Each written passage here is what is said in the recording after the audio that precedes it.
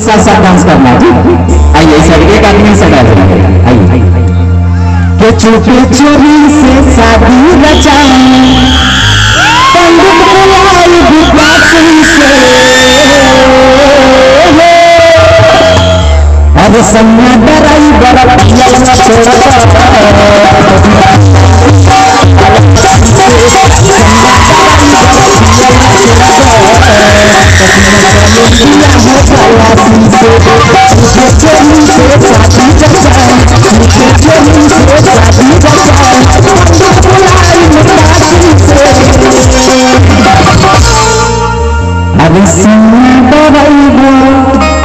कितने लोग गाड़ी चलाया था हाथ उठा नहीं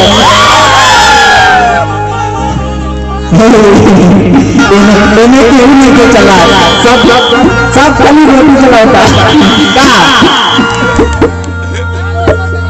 चुपे चोरी से शादी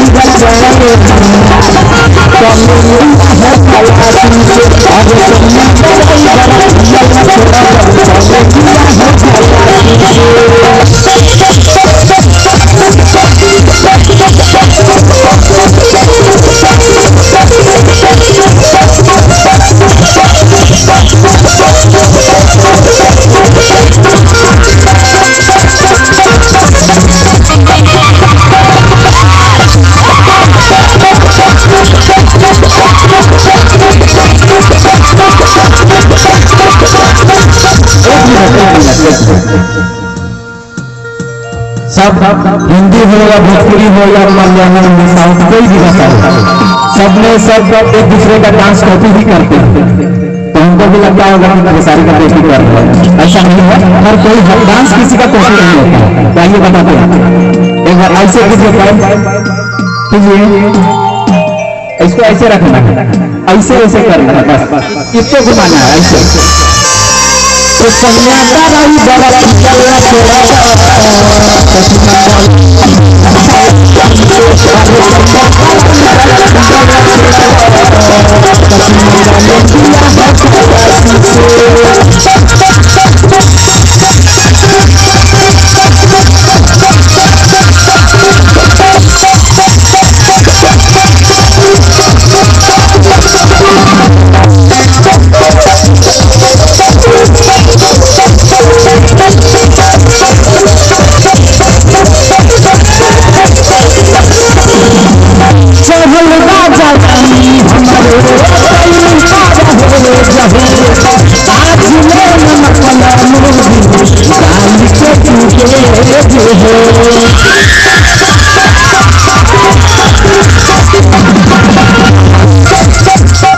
हेलो क्या कह रही है? चहलुदा जवानी हमारे कहीं पार अरे आज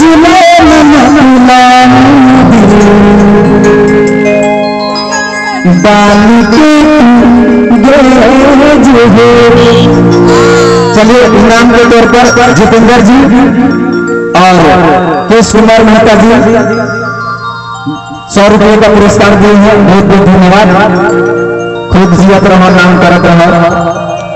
कहना है चहलुदा जवानी हमारे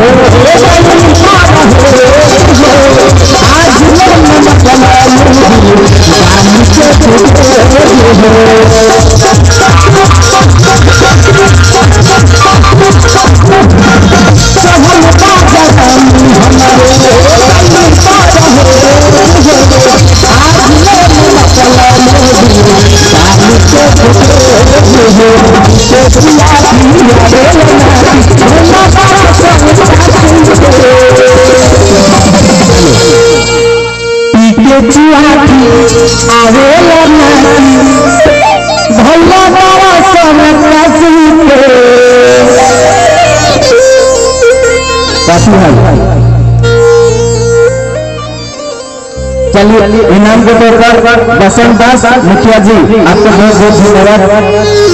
नगद 100 रुपये का पुरस्कार दिए हैं। दिन से दुआ रहेगा, आपको तरक्की कीजिए, खूब मेहनत कीजिए और अपने बच्चों को भी सहारा दीजिए। क्या हम लोग बच्चे हैं ना, तो एक बार आप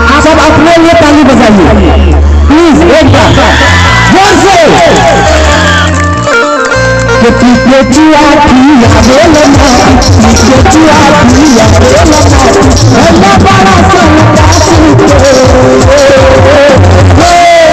अब सैया ड्राइवर छोड़ा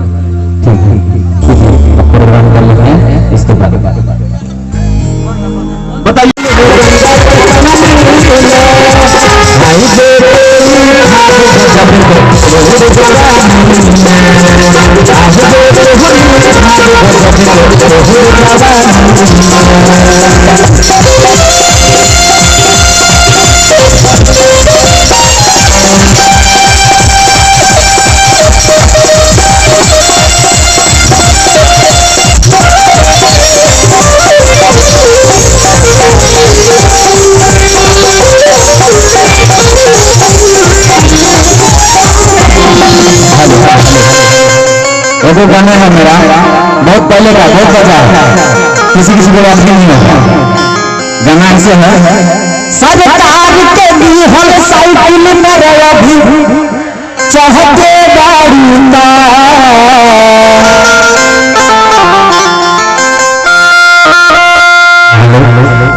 कहना है, सरकार के दी हम साइकिल पर रहा भी चाहते गाड़ी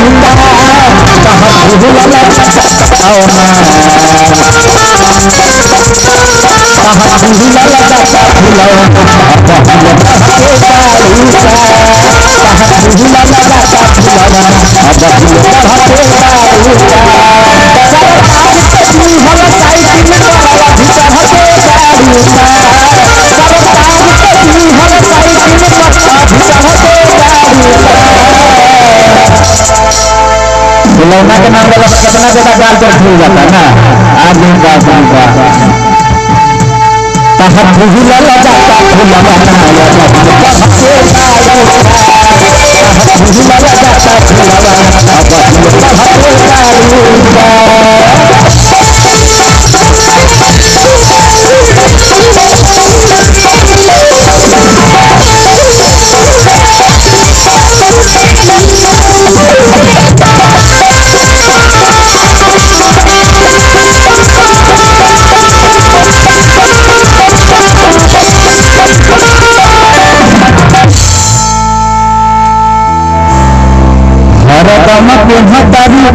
कपड़ा की फरजी पता नहीं चले कौन सिया लेगा दरजी।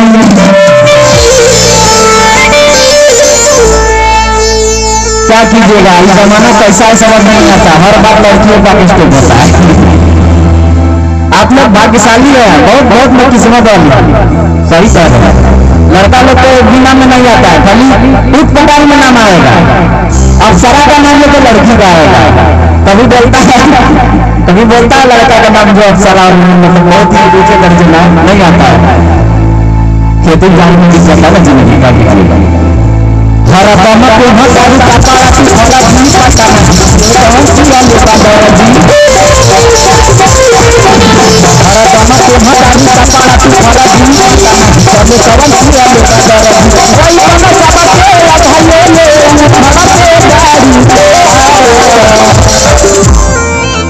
वही बना सॉन्ग है या भाइयों ने, मतलब उम्र के बारी का वही बना सॉन्ग है या भाइयों ने मंगते गाड़ी का भूला जाता भूला जाता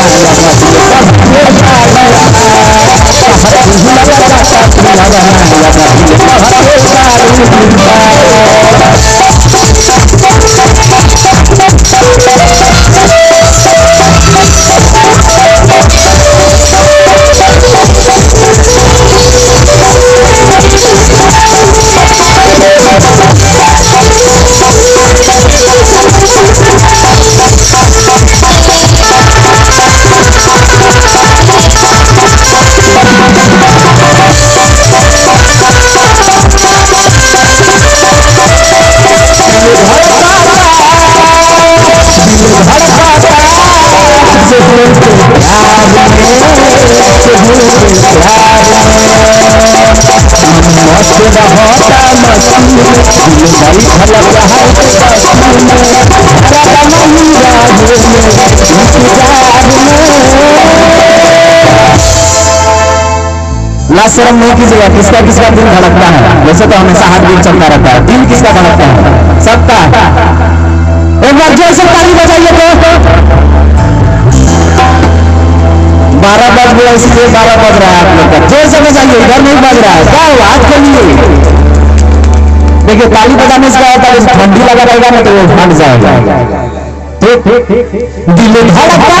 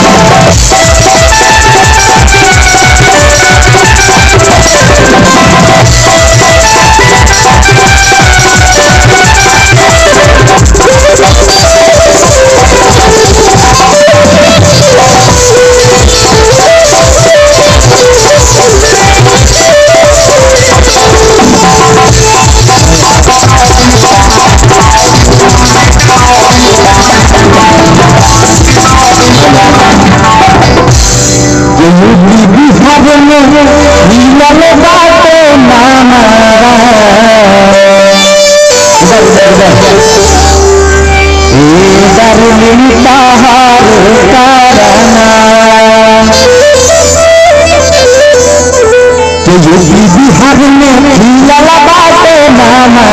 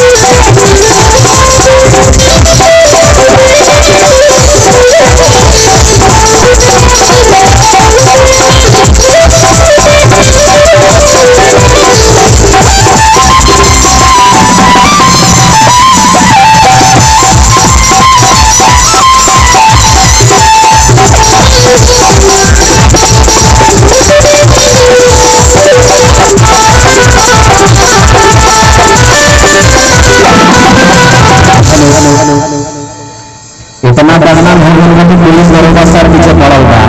जन्मदिन चौथा पे धरा गए, दिन चल जाएगी।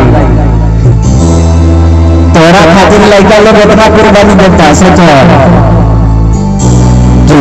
बिहार में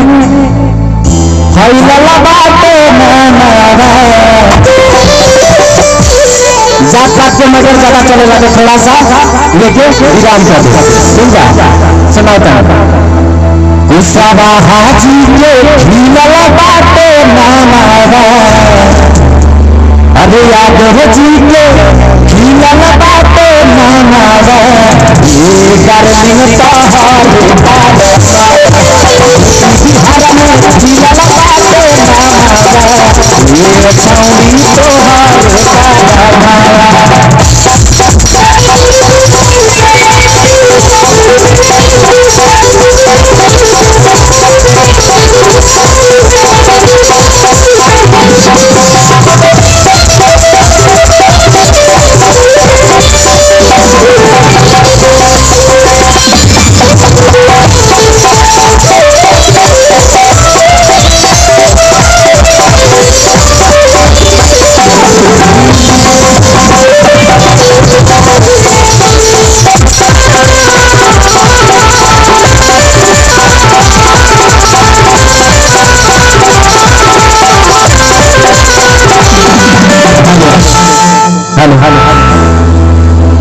नेपाली समझ में आता है ना? आता है ना, आप लोग को तो कैसे भी आएगा, हमको नहीं आता फिर भी सुनाते हैं सच से नेपाली में। भोजपुरी तो बहुत जानते हैं लेकिन नेपाली ये तो सुन लीजिए आप लोग के लिए।